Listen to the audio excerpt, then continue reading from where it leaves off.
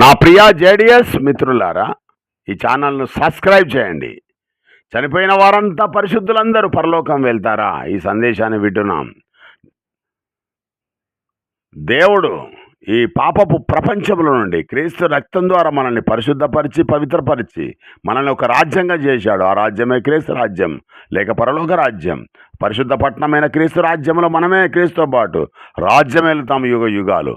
ఆ కాలంలో దుఃఖం, వేదన, మరణం ఉండదు. ఒక దుర్బోధకుడు అంటున్నాడు కదా, చనిపోయిన మనమందరం పరలోకానికి వెళ్తామంటున్నాడు.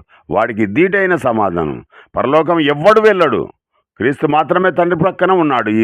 ఈ కాలంలో ఈ పాప ప్రపంచాన్ని దేవుడు నాశనం చేసి దీనినే నూతనమైన ఏదేలాగా దేవుడు మారుస్తాడు. ఆ రాజ్యమే క్రీస్తు రాజ్యం లేక పరలోక రాజ్యం.